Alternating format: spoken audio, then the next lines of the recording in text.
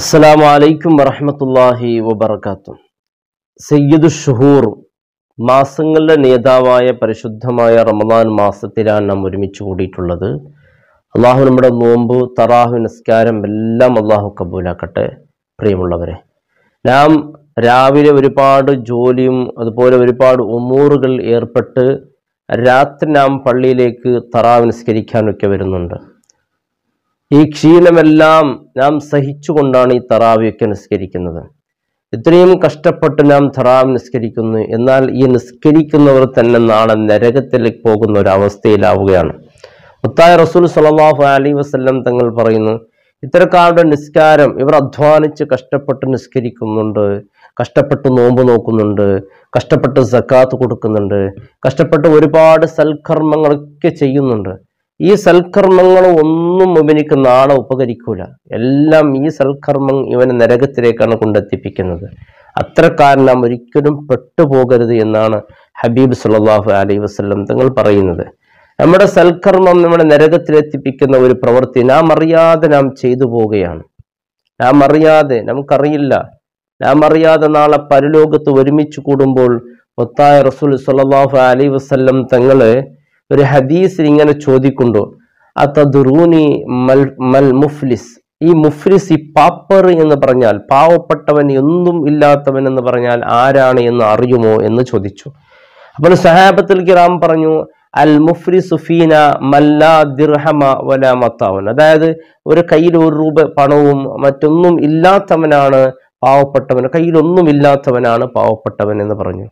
മുത്തായ ഹബീബ് സല്ലല്ലാഹു അലൈഹി വസല്ലം തങ്ങൾ പറഞ്ഞു, മിൻ ഉമ്മത്തി, എൻ്റെ ഉമ്മത്തില് യഅതി യൗമൽ ഖിയാമ, ചില മുഫ്ലിസീങ്ങൾ, ഇന്നൽ മുഫ്ലിസു, ചില മുഫ്ലിസീങ്ങൾ, എൻ്റെ ഉമ്മത്തിൽപ്പെട്ട മുഫ്ലിസീങ്ങളുള്ള പാവപ്പെട്ടവരുണ്ട്. അവരാരെന്നറിയോ? ബിസ്വലാ, ഒരുപാട് നിസ്കാരമുള്ളവരാണ്. സിയാമിൻ, ഒരുപാട് നോമ്പ് നോക്കിയവരാണ്. സക്കാത്തിന്, ഒരുപാട് സക്കാത്ത് കൊടുത്തവരാണ്. തറാവി നിസ്കരിച്ചവരാണ്. ഇങ്ങനെ ഒരുപാട് അധ്വാനിച്ച് ഇബാദത്തൊക്കെ ചെയ്തവരാണ്. തൻ്റെ സമയം ഇബാദത്തിന് വേണ്ടി ചെലവഴിച്ചു. 5 നേരത്തെ നിസ്കാരത്തിന് വേണ്ടി പള്ളിയിലേക്ക് ബാങ്ക് കേൾക്കുമ്പോൾ ഓടിയെത്തിയവരാണ്. പാവങ്ങളെ സഹായിച്ചവരാണ്. ഇവരൊക്കെ നാളെ നരകത്തിൽ പോകുന്ന ഒരവസ്ഥയിലാകും. അള്ളാഹു കാത്തുരക്ഷിക്കട്ടെ. കാരണം എന്തറിയോ? ഇവർ ചെയ്ത തെറ്റെന്തറിയോ? ഇവർ അമൽ ചെയ്യുന്നു, പക്ഷേ ഇവർക്കിത് ഉപകരിക്കുന്നില്ല. മുത്തായ റസൂൽ സ്വല്ലല്ലാഹു അലൈഹി വസല്ലം തങ്ങൾ പറയുന്നു, ഇവർ അന്യവരെ ഗീബത്തും അതുപോലെ നമീമത്തും അപവാദവും അതുപോലെ രക്തങ്ങൾ ചിന്തുന്ന, അടിക്കുന്ന, മറ്റൊരാളെ നാക്ക് കൊണ്ട് വേദനിപ്പിക്കുന്ന, അതുകൊണ്ട് കൈകളെ കൊണ്ട് വേദനിപ്പിച്ച്, തൻ്റെ അവയവങ്ങളെ കൊണ്ട് മറ്റുള്ളവരെ വേദനിപ്പിക്കുന്ന, നോട്ടം കൊണ്ട് വേദനിപ്പിക്കുന്ന ഇത്തരക്കാരൊക്കെ ഉണ്ട്. അവർക്ക് നാളെ പരലോകത്ത് ഇവൻ ചെയ്യുന്ന എല്ലാ അമലുകൾ അവർക്ക് അല്ലാഹു വിഹിതിച്ചു കൊടുക്കും. കൊടുത്ത് അവസാനം ഒരുപാട് നോവിച്ചിട്ടുണ്ടാകും. സമ്പത്ത് കൊണ്ട് നോവിച്ചവരുണ്ടാകും, പല നിലക്ക് നോവിച്ചവരൊക്കെ ഉണ്ടാകും. നൊമ്പരപ്പെടുത്തിയവർ ഇന്ന് കൂടിപ്പോയി. ഇന്ന് എത്രത്തോളം എന്ന് പറഞ്ഞാൽ ആലിമ്യങ്ങളെ ഭാഗത്തുനിന്ന് പോലും ഇത് കൂടുതലാണ്. സാധാരണക്കാരെക്കാൾ ആലിമ്യങ്ങൾ എന്ന് പറഞ്ഞാൽ യഥാർത്ഥ ആലിമ്യങ്ങളല്ല. ഇന്നലെ ഒരു ഉസ്താദ് ഫോൺ വിളിച്ച് പറഞ്ഞു, വല്ലാത്ത സങ്കടമായി. ആ ഉസ്താദ് പറഞ്ഞത്, ഒരു പള്ളിയിലേക്ക് ഖത്തീബിൻ്റെ ഡ്യൂട്ടി ഏറ്റെടുത്ത് എല്ലാം സെറ്റപ്പായി, എല്ലാം ശരിയായി. എല്ലാം ശരിയായതിൻ്റെ ശേഷം പാവം അയാൾ ഇന്നലെ ഖുതുബ ഓതാൻ വേണ്ടി പോയ സമയത്ത് ഖുതുബ ആദ്യം തന്നെ പോയി, എല്ലാം കാര്യങ്ങളായി. പിന്നെ ഒന്ന് നോക്കാൻ വേണ്ടി പോയതാണ്. ആ സമയത്ത് അവിടെ വലിയൊരു ഫിത്ന നടന്നിരിക്കുന്നു. ആ ഫിത്നയിൽ ഇയാൾ അവിടുന്ന് ഒഴിവാക്കാൻ വേണ്ടിയാണ് ഇയാളെ വിളിപ്പിച്ചത്. വല്ലാത്ത സങ്കടപ്പെട്ട്, ഇയാൾക്ക് ഒരുപാട് പണിയുണ്ടായി, അതെല്ലാം ഇയാൾ ക്യാൻസൽ ചെയ്തു. കാരണം ഇവിടെ ഉറപ്പിച്ചതാണല്ലോ. എന്നാൽ ചില തലപ്പാവ് ധരിച്ച, മുണ്ടാസ് ധരിച്ച ചില ആളുകളുണ്ട്, ഇതിനായി ഇറങ്ങുന്നവർ. ഇത് വലിയ ദുൽമാണ്, അക്രമമാണ്. ഒരു ചെറിയ രസം ഉണ്ടാവും, അയാളെ ജോലി നഷ്ടപ്പെട്ടു എന്നുള്ള രസം, ചിലപ്പോൾ ചെറിയൊരു രസമൊക്കെ ഉണ്ടാകും. എന്നാൽ ഇത് പാവം ആ ഉസ്താദ് കരഞ്ഞുകൊണ്ടാണ് പറഞ്ഞത്, ഉസ്താദ് ഞാൻ ഇങ്ങനെ പോയി എന്ന്. അയാളെ കരച്ചൽ, അയാളെ കണ്ണീറിൻ്റെ ശാപം ഈ ഉസ്താദന്മാർക്ക് തട്ടൂലേ? ഇതൊരു ദുൽമല്ലേ? ഈ ദുൽമ് എന്ന് പറഞ്ഞാൽ മരിക്കുന്നതിൻ്റെ മുമ്പ് തീർച്ചയായും അള്ളാഹു പിടിച്ച് ശിക്ഷിക്കുക തന്നെ ചെയ്യും. ആലിമാണെന്ന് പറഞ്ഞിട്ടോ മുണ്ടാസ് തലയിലുണ്ടെന്ന് പറഞ്ഞു ഒരിക്കലും അള്ളാഹു വെറുതെ വിടുന്ന കാര്യമല്ല. തീർച്ചയായും അള്ളാഹു ശിക്ഷിക്കും. വലിയ ഖേദകരെന്ന് പറയട്ടെ, ഇത്തരക്കാരുണ്ടല്ലോ, ഈ ഫിത്നവുമായി വരുന്നവരുണ്ടല്ലോ, കമ്മിറ്റി ഭാരവാഹികൾ ശ്രദ്ധിക്കണം. ഈ തലപ്പാവ് ധരിച്ച്, അതുമല്ലാതെ വലിയ അറിയപ്പെട്ട നല്ല ഉന്നത സ്ഥാനത്തിലിരിക്കുന്ന ആളുകൾ ഇങ്ങനെ ഫോൺ വിളിച്ച് നിങ്ങളോട് പറയുന്നുണ്ടല്ലോ, അയാൾ ശരിയല്ല, അയാൾ മറ്റാൾ. ഒരാളുടെ ന്യൂനത മറച്ചു വെക്കുന്നവനാണ് ഏറ്റവും നല്ല ഒരാൾ. ആ ന്യൂനതകൾ, ഇല്ലാത്ത ന്യൂനതകൾ വെറുതെ പറഞ്ഞിട്ട് അയാൾ ഒരുപാട് നന്മകൾ ചെയ്തിക്കും, അതെല്ലാം മറച്ചു വെച്ചിട്ട് ഇടയ്ക്കെവിടെയെങ്കിലും ഒരു തിന്മ വന്നിട്ടുണ്ടാവും, അത് മാത്രം പറഞ്ഞുകൊണ്ട് പണിമുടക്കുന്നവർ, അല്ലെങ്കിൽ മറ്റെന്തെങ്കിലും അയാൾക്ക് മറ്റതില്ല, MSR ഇല്ല, അതില്ല, എന്തെല്ലാം പറഞ്ഞിട്ട് എൻ്റെ പ്രിയപ്പെട്ടവരെ എന്തിനാണ് ഇത്തരത്തിലുള്ള പ്രവൃത്തി ചെയ്യുന്നത്? അയാൾക്കും ഭാര്യ മക്കളുണ്ടല്ലോ, അയാൾ വലിയ ബാംഗ്ലാവ് കെട്ടാൻ വേണ്ടിയോ അല്ലല്ലോ ആ ജോലിക്ക് വരുന്നത്. അയാൾ പഠിച്ചൊരു ദീനിയായ ഉലൂമ് ചൊല്ലിക്കൊടുക്കാൻ വേണ്ടിയാണ്. പാവം ആ ഉസ്താദിനെ വേദനിപ്പിക്കുന്ന രീതിയിലുണ്ടല്ലോ പലരും.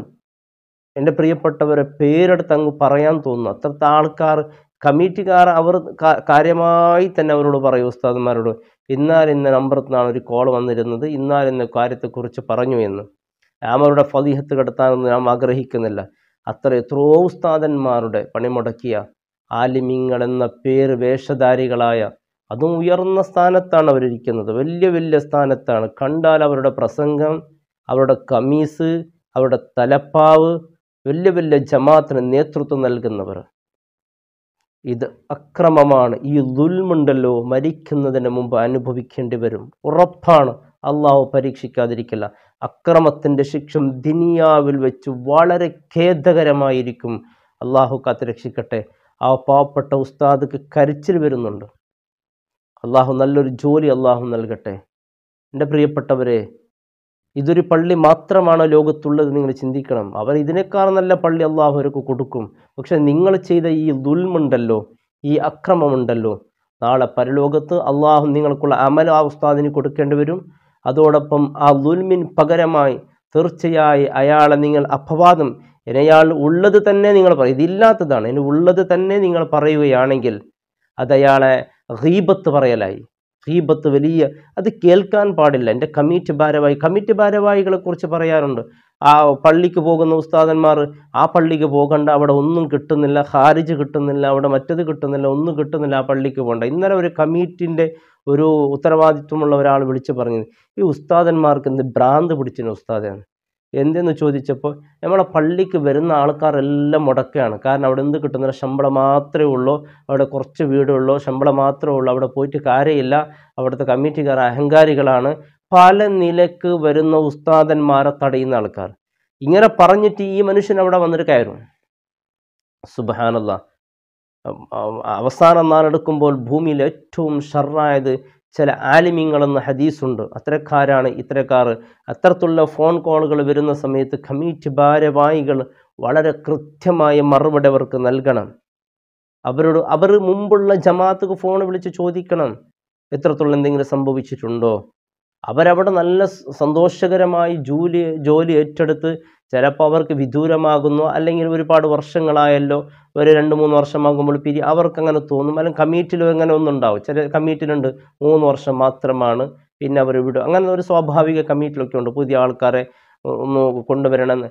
ഇത്തരത്തിലുള്ള കാരണങ്ങളെ കൊണ്ടായിരിക്കും അവർ വിട്ടുവരുന്നത്. എന്നാൽ പല രീതിയിൽ പല വിഷമപ്പെടുത്തുന്ന, സങ്കടപ്പെടുത്തുന്ന കാഴ്ചകൾ. എനിക്കിന്നലെ തറാവിയുടെ നേരത്താണ് ഈ ഉസ്താദിൻ്റെ കോൾ വരുന്നത്. പാവം ആ ഉസ്താദിൻ്റെ ഇന്നത്തെ നിസ്കാരം എല്ലാം തെറ്റിപ്പോയിട്ടുണ്ടാവും. അതിന് കാരണക്കാരനാരാണ്? ഈ ഉസ്താദിനെ കുറിച്ച് അപവാദം പറഞ്ഞ വൃത്തികെട്ടവൻ, തലപ്പാവ് ധരിച്ച നീ മറുപടി പറയേണ്ടി വരും. ഇത് ചില്ലറക്കാരിയല്ല, ഇത് അക്രമമാണ്, ഇത് ദുൽമാണ്.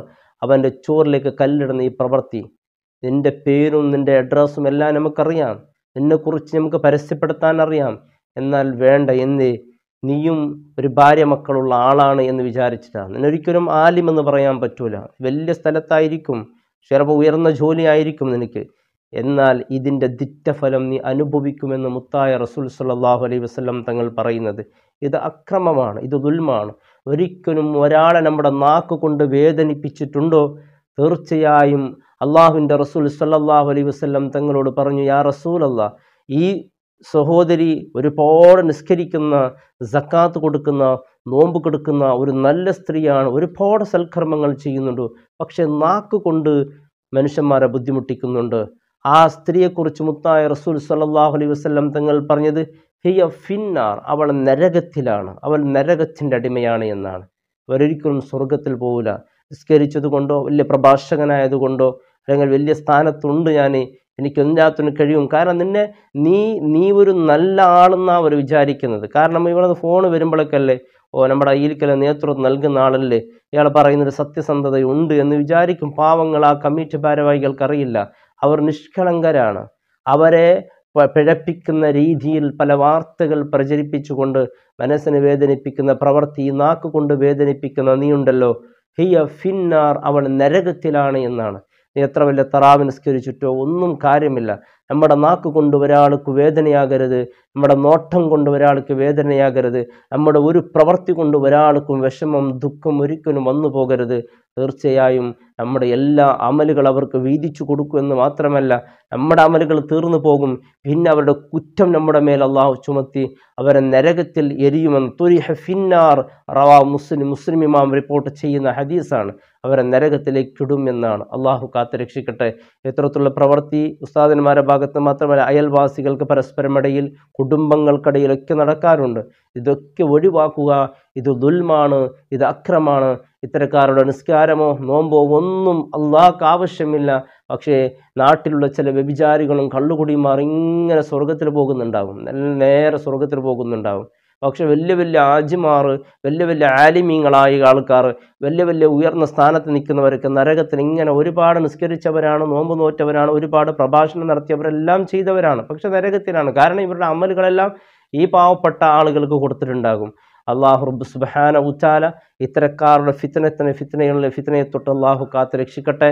നമ്മുടെ നാക്കുകൊണ്ടും അള്ളാഹു നമ്മുടെ പ്രവൃത്തി കൊണ്ട്, നമ്മുടെ നോട്ടം കൊണ്ട് ആരെങ്കിലും വിഷമം സങ്കടം വന്നിട്ടുണ്ടെങ്കിൽ അള്ളാഹു നമുക്ക് പൊരുത്തു തരട്ടെ. ആർക്കാണ് വിഷമം, ആരെക്കുറിച്ചിട്ടാണോ ഗീബത്ത് പറഞ്ഞത് അവരോട് തന്നെ പോയി പൊരുത്തം ചോദിക്കണം.